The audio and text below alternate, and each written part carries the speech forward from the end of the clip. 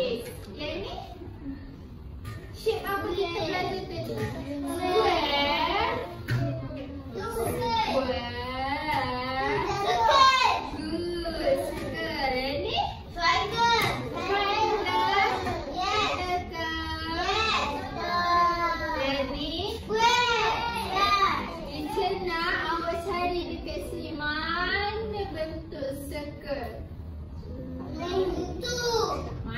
Sini dekat dalam ni mana dekat? Okey ni. Good. Mana bentuk ni? Segitiga. Tu. Mana? Mana? Segitiga. Tu. Mana? Tu. Ni. Ni. Ya. Betul. Okey. Kita tanya sekali lagi. Ni warna apa? Biru. Biru. Mana warna biru dekat sini? Tu.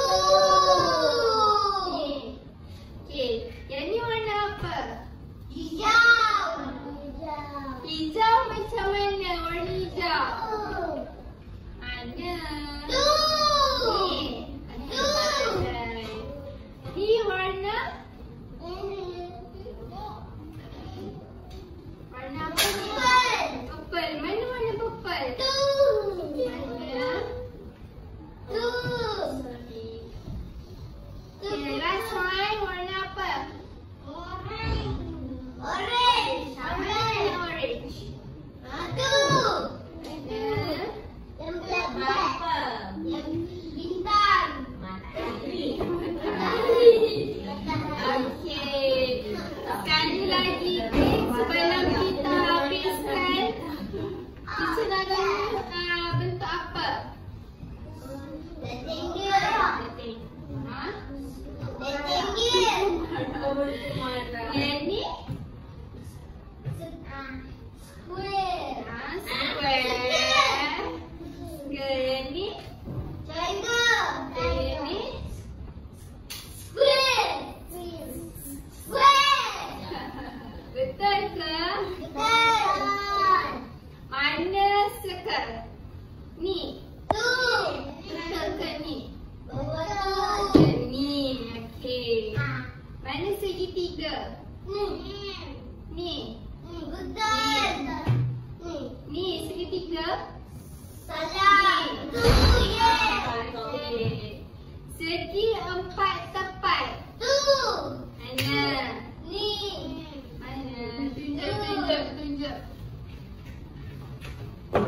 Ni. Mana apa? Okay, mana segitiga? Warna apa segitiga ni? Triangle. Okay.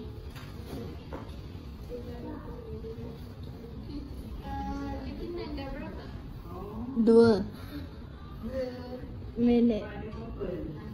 Okay, sekarang ni nak pergi dekat apa benda?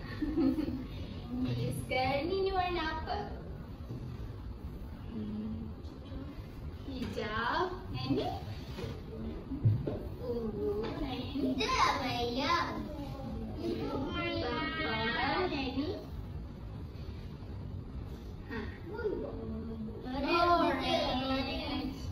Awaklah pula awak. Kita nak sebut ni warna apa? Hijau. Hijau ni warna dia macam mana? Mana warna hijau?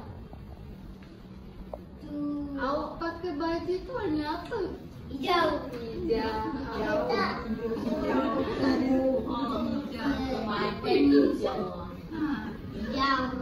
Purple. Siapa ke baju warna purple?